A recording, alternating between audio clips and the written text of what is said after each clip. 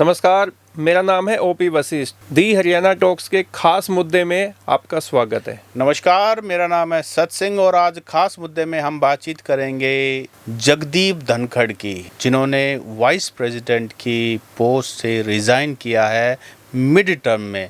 हालांकि कुछ समय पहले वो कह रहे थे कि मैं 2029 तक मेरा टेन्योर है और तब तक मैं इंडिया का वाइस प्रेसिडेंट रहूँगा। लेकिन अचानक से ऐसा क्या हुआ कि धनखड़ साहब को ट्वीट करके जानकारी देनी पड़ी कि स्वास्थ्य कारणों से वो अपनी पोस्ट से रिज़ाइन कर रहे हैं और उसको लेकर के पूरे इंडिया में तो चर्चा हो ही रही है। हरियाणा में खास करके किसानों में, गाँव में धनखड़ साहब की इस स्टेप का सब जगह जोरों पर चर्चा है कि मामला शायद कुछ उससे ज़्यादा है। हालांकि जो स्वास्थ्य कारणों को इसमें इस्तीफे में बताया गया है वो कहीं ना कहीं एक संशय पैदा कर रहे हैं, संदेह पैदा कर रहे हैं, क्योंकि 23 जुलाई को राजस्थान में उनको एक कार्यक्रम में चीफ गेस्ट भी बुलाया गया है। और धनखड़ साहब जो हैं झुंझुनू डिस्ट्रिक्ट के किथाना जो उनका गांव है वहां पैदा हुए थे और वहां के विधायक भी रह चुके हैं और बीजेपी के अलावा वो जनता दल और कांग्रेस पार्टी में भी वो रहे हैं। और जब तक धनखड़ साहब वाइस प्रेसिडेंट रहे उनसे पक्ष और विपक्ष दोनों से समांतर उनका व्यवहार था, मिलना जुलना था। और अभी हाल ही में एक स्टेटमेंट उन्होंने किसानों के पक्ष में भी दी थी।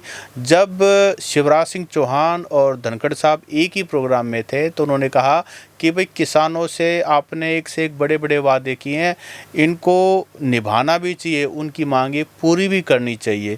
तो किसानों में भी एक चर्चा का विषय है, धनखड़ साहब ने एकदम से वाइस प्रेसिडेंट की कुर्सी से क्यों त्याग पत्र दे दिया। धनखड़ साहब वैसे तो मूल रूप से राजस्थान के निवासी थे, लेकिन उनका हरियाणा से भी कनेक्शन है, उनके रिश्तेदारियां यहाँ हरियाणा में है, इसलिए हरियाणा के लोगों को भी उनके बारे में काफ़ी दिलचस्पी थी। जब वो उपराष्ट्रपति बने तब भी हरियाणा के लोगों में चर्चा का विषय था और अब उनका इस्तीफा जो हरियाणा के लोगों के लिए बीच में काफ़ी चर्चा का विषय बना हुआ है। जी ओपी जी, ये जो देखो धनखड़ साहब कम से कम मैं ये मानूँ कि जब तक वो कुर्सी पर रहे ना तो वो ट्रोल पहले भी बहुत होते रहे हैं। एक बड़े फेमस किसान नेता है, उन्होंने भी स्टेटमेंट दिया था उनके बारे में कि टूटी खाट और झुका हुआ जाट किसी काम के नहीं होते। वो इनडायरेक्टली धनखड़ साहब के बारे में था, क्योंकि वो उनका जो अभिवादन करने का तरीका है झुक करके प्रधानमंत्री मोदी को, और वो तो नहीं, वो किसान नेता ने नहीं किया था सत सिंह जी, वो कांग्रेस के जो हरियाणा प्रदेश कांग्रेस कमेटी के जो अध्यक्ष है उन्होंने उनके बारे में ऐसा कहा था। उदय भान ने, किसानों ने भी इसका मुद्दा बनाया था। और तो उदय भान ने जैसे ही ये स्टेटमेंट दी थी तो वो काफ़ी उसमें विवादों में आ गए थे और उनको ट्रोल भी किया गया सोशल मीडिया पर काफ़ी। तो फिर बाद में उनको लेके काफ़ी मीम्स भी बनी है कि वो झुका हुआ जाट टूटी खाट जो है वो किसी काम की नहीं होती।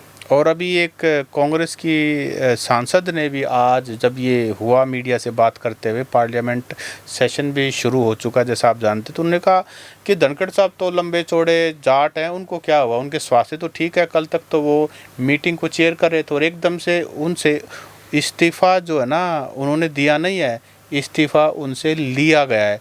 एक बहुत ही पॉपुलर कॉमेडियन है वरुण ग्रोवर, उनका भी कल ट्वीट बहुत वायरल था। उन्होंने कहा कि भाई धनखड़ साहब से का जो रेजिग्नेशन है वो हो गया है, क्या ये बात उनको पता है? वो ये कहना चाहते थे कि किसी ने उनसे पूछा ही ना और उनका वो रिज़ाइन करवा दिया हो। अच्छा, साइन भी और किसी ने कर दिया पीछे से? नहीं, मतलब वो कह रहे हैं कि भाई बीजेपी है, ये कुछ भी हो सकता है यहाँ पर। तो ऐसा वो कॉमेडियन ने मतलब जो है ना ये कहने की कोशिश की, एक तरह से कटाक्ष था, बहुत पॉपुलर। और हरियाणा का ना वाकई में जैसा आपने मेंशन किया कि हरियाणा का काफ़ी इंटरेस्ट है। धनखड़ साहब अक्सर क्या होता है कि गांव के लोगों को उस प्रेसिडेंट वाइस प्रेसिडेंट की ना इतनी दिलचस्पी नहीं होती है, लेकिन धनखड़ साहब वाले मामले में सब जगह चर्चा है। देखो, हरियाणा में धनखड़ गोत्र है ना काफ़ी बड़ा है और काफ़ी गांव धनखड़ों के भी है। धनखड़ अलग से खाप भी बनी हुई है। और हरियाणा के जो प्रदेश अध्यक्ष रहे हैं, आजकल वो भाजपा में राष्ट्रीय सचिव के पद पे है, ओम प्रकाश धनखड़, वो भी धनखड़ है। तो ये जो कड़ी है ना वो गोत्र वाली भी, फिर जाट भी है, क्योंकि राजस्थान में जाट कम है हरियाणा के मुकाबले। लेकिन जिस इलाके में धनखड़ साहब आते हैं वहाँ राजस्थान से, वो तो चलो जाटों का ही एक हम गढ़ कह सकते हैं, झुंझुनू वाला इलाका, बेल्ट है सारी। तो वहाँ इसलिए जाटों का ना कुछ ज़्यादा ही जैसे था। और फिर जब धनखड़ साहब को उपराष्ट्रपति बनाया गया तो ये कयास लगाए जा रहे थे कि अब जाटों को रिझाने के लिए, जाटों को अपने साधने के लिए ये भाजपा ने ना वो तुर्प का इक्का फेंका है। बीजेपी उनको, क्योंकि किसानों का बहुत बड़ा प्रोटेस्ट, एक इमोशन है किसानों के फेवर में, तो बीजेपी भी उनको ग्रूम कर रही थी। उनको कहती किसान का बेटा बीजेपी ने उपराष्ट्रपति बना दिया, किसान का बेटा, किसान का बेटा। अब ये देखिए कि बीजेपी के ये दूसरे ऐसे बड़े नेता हैं जो 50 साल से बड़ी उम्र के हैं, जो सत्यपाल मलिक, उनको भी गवर्नर बनाया 2-3 स्टेट का। कभी तो भाजपा के बहुत ही फायर नेता थे, बहुत फायर ब्रांड नेता थे। और कितनी धारा 370 जब हटाई गई तो उस समय सत्यपाल मलिक ही वहाँ के गवर्नर थे। तो बहुत इम्पोर्टेंट असाइनमेंट उनसे करवाई है। जगदीप धनखड़ भी वेस्ट बंगाल में गुमता बनर्जी से जो टक्कर ले सके, वो Jagdeep Dhankhar as a governor लिया। अब वाइस प्रेसिडेंट के तौर पे भी आप ये देखिए ना, विपक्ष वालों की सिट्टी पिट्टी गुम कर देते थे। लेकिन आप ये देखो ना कि जगदीप धनखड़ खुद ही, आपने जैसे पहले भी मेंशन किया कि 2027 तक मेरा कार्यकाल है, और उससे पहले तो मैं डिप्टी प्राइम मिनिस्टर रहूँगा ही, वाइस प्रेसिडेंट, हाँ, उपराष्ट्रपति रहूंगा ही मैं। हाँ। तो लेकिन अभी तो उसके 2 साल और बचे हुए हैं, मिड टर्म एकदम से। और मैं उनका एक खास एक वाक्य मैं आपको बताऊंगा। दिसंबर 2023 में महर्षि दयानंद विश्वविद्यालय रोहतक में कॉन्वोकेशन था, तो उसमें ये अपने धनखड़ साहब है वो चीफ गेस्ट बन के आए थे। तो वो अपना ना भाषण देने लग रहे थे, लंबा भाषण दे रहे थे, क्योंकि वो पीक पे था और प्रशासन को भी काफ़ी ये था कि भाई कभी विरोध ना हो जाए, क्योंकि किसान मूवमेंट चला हुआ था और काफ़ी नाराज़गी भी थी, चुनाव भी नज़दीक थे 2024 वाले। तो 2023 में जब वो एमडी यूनिवर्सिटी में आए तो उन्होंने भाषण कुछ ना ज़्यादा ही लंबा खींच दिया। फिर उन्होंने उनके लिए ना वो भाषण के बीच में वो पानी का गिलास दे के गए, वहाँ जो हॉस्पिटलिटी डिपार्टमेंट होता है इनका, तो वो पानी का गिलास जब वो लेके आए तो फिर उन्होंने एक ना चुटकी लेते हुए ये बात बताया कि भाई जब आप ये मानो कि भाषण देते समय चेयर पे या कहीं आप भाषण दे रहे हैं मंच पे, और वहाँ पे आपके लिए अगर पानी का गिलास कोई लेके आता है तो उसका मतलब ये होता है कि भाई आपने भाषण बहुत दे लिया, अब आपका जो टाइम है वो पूरा हो लिया, आउट हो लिए, कि अब मैं भाषण भाई और ज़्यादा लंबा नहीं खींचूंगा, मेरा तो टाइम ये यूँ कहने आया है यो भाई कि जी अब टाइम हो लिया। हाँ, आपका 20 मिनट का जो टाइम था वो पूरा हो लिया। उनका ये कहना था कि मेरी आदत है बहुत बोलने की और मुझे खुद नहीं पता लगा कितना टाइम हो गया, तो मैंने अपने पीए को बताया हुआ कि जब लंबा मेरा भाषण होता दिखे तो बीच में पानी का गिलास भी, ताकि मुझे याद आ जाए कि अब बस अगले 2-3 मिनट में भाषण को ख़त्म करना है। तो मेरे को अब जैसे लोग ये कह रहे हैं कि वो जो पानी के गिलास का जो उन्होंने तरीका समझाया था कि पानी का गिलास क्यों लेके आते हैं बीच में, तो मोदी जी ने कोई वो पानी का गिलास भिजवा दिया था क्या बीच में कभी? तो उसके बाद एकदम से उनका आनन फानन में एकदम ट्वीट आता है, और उसके बाद फिर वो, मतलब आप ये मानिए कि देखो कुछ तो है। हालांकि बहुत सारी बातें कही जा रही हैं, जैसे पिछले दिनों जुडिशरी का एक मामला आया था जिसमें एक जज साहब के घर कैश मिला था, उसके बाद काफ़ी तलख टिप्पणियां जो है ना जगदीप धनखड़ ने की थी कि भाई अब तक एफआईआर क्यों नहीं हुई, जांच क्यों नहीं हुई, और पब्लिक में क्या मैसेज आएगा। फिर उसके बाद ये कहा जा रहा था कि विपक्ष उसको इम्पीच करने के लिए राज्यसभा में अपना एक मेमोरेंडम उन्होंने दिया। बीजेपी सरकार भी लोकसभा के माध्यम से इम्पीचमेंट करना चाहती थी, बहुत सारी बातें। लेकिन आज का जो हमारा मुद्दा है ना, उसमें हरियाणा का क्या इंटरेस्ट है। तो हरियाणा का हुड्डा परिवार, अब हुड्डा परिवार जैसा हम जानते हैं, भूपेंद्र सिंह हुड्डा 2 बार के मुख्यमंत्री हैं, उनके बहुत अच्छे रिलेशन जगदीप धनखड़ जी के साथ रहे हैं। जब वो वाइस प्रेसिडेंट बने तब वहाँ पर भी, जब पहली बार बनने के बाद वाइस प्रेसिडेंट जब वो अपने झुंझुनू डिस्ट्रिक्ट में गए तो दीपेंद्र सिंह हुड्डा और हुड्डा साहब ये सभी वहाँ उनके साथ ही गए थे।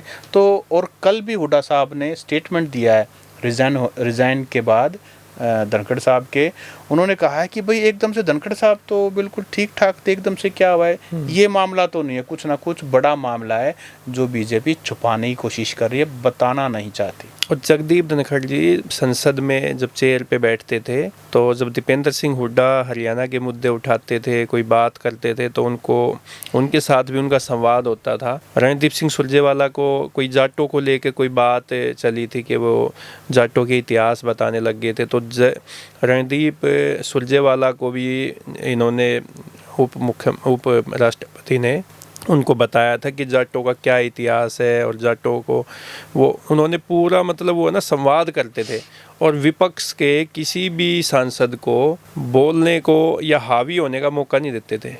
इसके अलावा ना अब जो रणजीत चौटाला हैं, जो पहले पावर मिनिस्टर रहे हैं, अब तो विधायक का चुनाव भी हार गए रानिया से, तो उनका भी एक स्टेटमेंट आया। उन्होंने कहा कि भाई मोदी साहब ने 2 बड़े जाटों को मौका दिया, एक सत्यपाल मलिक को, वो बगावती हो गए, जगदीप धनखड़ जी ने भी एकदम से इस्तीफ़ा दे दिया। तो उनका ये कहना था कि भाई मोदी जी जाटों के लिए इतना कुछ कर रहे हैं और जाट जो हैं मोदी साहब का साथ नहीं दे रहे हैं, तो हम लोगों को बात करनी चाहिए, उनका जो विश्वास है उसको बनाए रखना चाहिए। अब पता नहीं उनकी स्टेटमेंट के पीछे क्या कारण था, मोदी जी लेकिन अलग अलग रिएक्शंस जरूर आ रहे हैं। जो आपने जैसे जाटों की बात की कि जाटों को बड़े तवज्जो दे रखी है बीजेपी में मोदी जी काफ़ी, अभी पिछले दिनों जाट मूवी भी आई तो मोदी जी अचानक मूवी देखने पहुंच गए जाट मूवी। अब पता नहीं, लेकिन 13 महीने जो किसान आंदोलन चला और उस दौरान जो मतलब ज़्यादातर हरियाणा, पंजाब और यूपी के अंदर, वेस्टर्न यूपी में खास करके जाट समाज जो है ना खेती करता है, तो उनकी नाराज़गी बहुत ज़्यादा थी मोदी साहब के खिलाफ। वैसे तो हरियाणा में अकेला जाट जो समाज है वो खेती नहीं करता। हरियाणा का आप देखोगे कल्चर देखोगे तो हरियाणा में जाट, ब्राह्मण, सैनी, यादव, राव, गुज्जर सारी जातियों के लोग खेती करते हैं। तो लेकिन वो जो आप जो बात कहना चाह रहे हैं वो ये है कि जो वो किसान आंदोलन हुआ उसको जाटों का आंदोलन बना दिया था, वो किसान आंदोलन नहीं था, और उसको उस तरफ मोड़ दिया गया था, ये जाटों का आंदोलन है। उस समय जाट समाज ये भी चाहता था कि जगदीप धनखड़ इतने बड़े पद पर हैं तो उनको भी हमारे पक्ष में बोलना चाहिए, क्योंकि हो ही जाता है, लेकिन उस समय भी कोई स्टेटमेंट दी, उस समय काफ़ी नाराज़गी थी। उस समय तो चुप रहे बिल्कुल। हाँ, उस समय बिल्कुल चुप रहे। उस समय उनकी चुप्पी जो है बड़ी सबको बड़ी काट रही थी। खैर जो है सत्यपाल मलिक जो है पूरे मुखर थे, सत्यपाल मलिक पूरे मुखर थे किसानों के फेवर में। ये दूसरे ऐसे बड़े नेता हैं जो जाट भी हैं और जो ऐसे गवर्नर रहे और बड़ी पोस्ट पे रहे, सुप्रीम कोर्ट के अधिवक्ता भी हैं, बहुत बड़े बुद्धिमान वकील हैं, नामचीन अधिवक्ता भी हैं। और ये राजस्थान से ही इनकी सारी शिक्षा दीक्षा वहाँ से हुई। गांव के स्कूल से प्राथमिक शिक्षा है और राजस्थान यूनिवर्सिटी जयपुर से उन्होंने LLB और देखो BSc किया। हरियाणा का इंटरेस्ट यही है कि एक सीधा सा एक किसान परिवार से निकला हुआ लड़का जो है देश का उपराष्ट्रपति बनता है, और जो कि इंटेलिजेंट भी है, अपना काम भी अच्छी तरह से जानता है, और कहीं ना कहीं वो खाप कुपों से मीटिंग करने में, अभी पिछले दिनों जैसे उनके फ़ोटो हम देख रहे थे तो कहीं स्टूडेंट लीडर से मिल रहे हैं, कहीं खाप नेताओं से मिल रहे हैं, कहीं विपक्ष से भी मिल रहे हैं, सब जगह से उनका बड़ा खुला सा सिस्टम था, तो वो लोगों को लुभाता था, वो लोगों को बांटता था।